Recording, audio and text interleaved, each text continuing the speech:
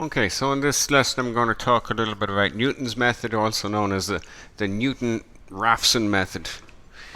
And what it is, it's a root finding algorithm, and it produces successively better approximations to the roots of a real valued function. Okay, roots, of course, also known as zeros of a function. This is the kind of equation that you have to remember. You need to learn this by heart, and we're going to talk about where we get this from in the course of this lesson. There's 4 steps, which we'll talk about again. But I suppose the key thing and the reason we use Newton's method is because finding roots for most functions is very difficult. Okay? You know, some functions are easy. If I have a function f of x, for example, equals 2x plus 6, and I want to find the roots of that function, well, I can just set the function equal to 0. So to find the roots, we just set 2x plus 6 equal to 0, and we solve, and you'll see that x is going to be -3. So -3 is the root of that function, one single root for that linear function. Okay, if I graph that function, you know, x equals -3, that's cutting through the x-axis at -3. Okay, you can see up here it's going to cut through the y-axis at 6, so you could draw, you know, a fairly simple graph of this function. But the root here, that's where it cuts through the x-axis. And finding roots is difficult. Newton's method allows me to find better and better approximations by starting with a decent guess. So suppose I have this function. I've just called it y equals f of x, and I want to, you know, think about the roots of this function. What Newton's method does is it says, take a guess at the root. And suppose I guessed at this value here. Now clearly you can see that's not the value, but suppose that was my guess, and we call that my first guess, x sub 1. That's my first guess at the root for this function. Okay, what Newton said was, look, well, if you look at the value of the function at that point, at that root, and then if you take a tangent to the function, okay, something like that, well, what happens is that that tangent line, you know, is going to cut through the function closer to the actual root. So that'll be my second guess.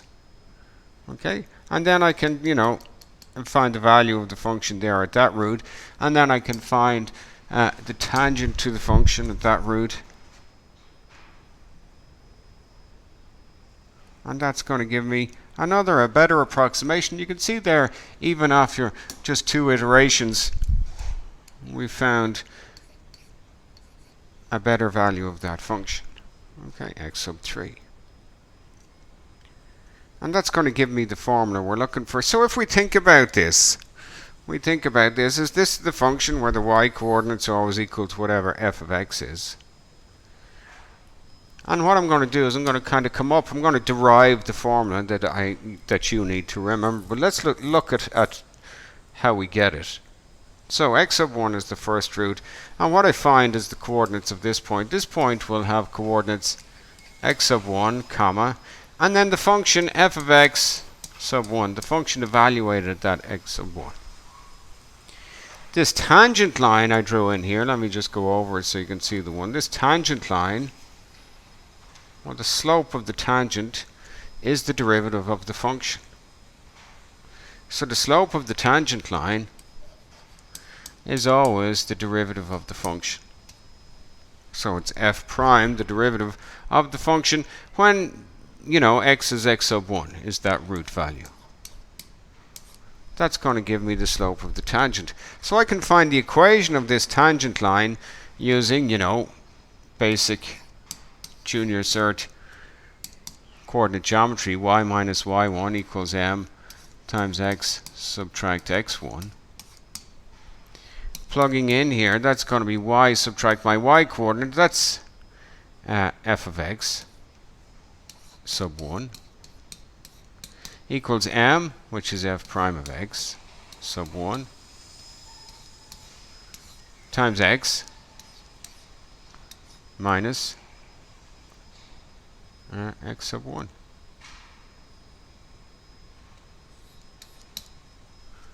Okay, so there's my equation of the line. Remember, y subtract y1, there's my y coordinate, equals m times x minus x1. There's my x coordinate, there's my slope. We're just plugging in here. That's the equation of that line. What I want to do is find out where that line cuts through the axis. And that line cuts through at the point x2, x2, 0. So that's going to be where that line has an x-intercept. So what I'm going to do is take the equation of the line, I'm going to plug in 0 for y and x2 for x. So plugging in 0 for y, I'm going to get 0 minus f of x1 is equal to f prime of x1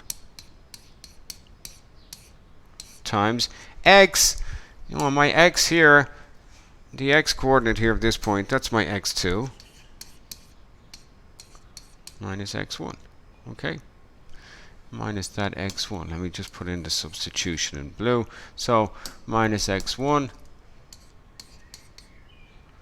Okay, and that's what we have so far. Now my goal here is to figure out what x2 is in terms of x sub 1. Okay, so I'm going to try to find out what x2 is in terms of x sub 1. Okay, well, one thing I can do, I'm going to say 0 subtract f of x sub 1 is going to be f prime of x sub 1 times x sub 2 minus f prime of x sub 1 times x sub 1. Just multiplying out. Again, remember my goal here is to make x2 the subject of the equation. So what I'm going to do is I'm going to add this second term on both sides. So I'll get f prime of x1 multiplied by x1. Okay, let me get rid of this thing here. It looks like an equals. It's not. That's just moving this term over to the left. We also have this subtraction of x sub 1, of f of x sub 1.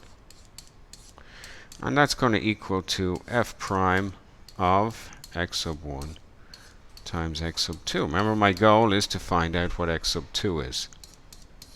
So what I'm going to do is divide on both sides by f prime of x sub 1. Okay, so dividing on the left by f prime of x sub 1. Divide the whole thing by f prime of x sub 1. And dividing on the right by f prime of x sub 1.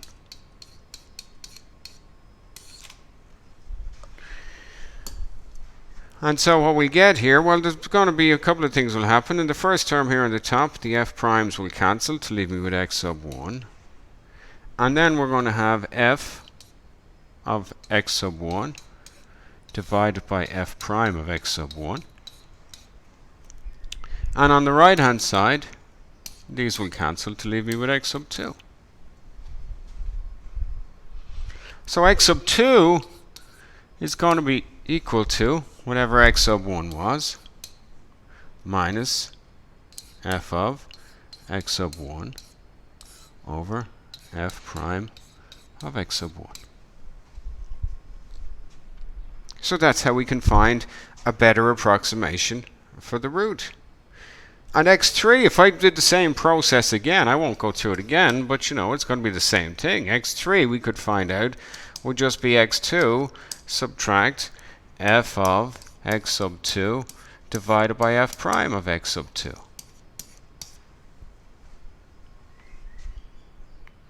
Okay, and in general, x sub, let me just make sure I'm writing it in the same notation as I've written it there. So in general, x sub n plus 1 is always going to be x sub n minus f of x sub n divided by f prime of x sub n.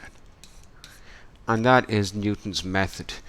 Learn the formula. So, you know, go through it, make sure you can understand where it comes from. Of course, you can always derive the formula. Really useful thing to do is to be able to derive these formulae. But that will help you learn it off by heart, and it really cements the understanding. So a lot of that, you know, that's that's secondary school mathematics. Some of it junior cert maths using the equation of the line. Don't let these kind of x sub 1s confuse you. We'll go through an example in the next video of how to use it to approximate a root. I'll go through a worked example, and I'll throw up an Excel sheet as well where I use it to find a root. Okay, so go through that, try to follow what's going on.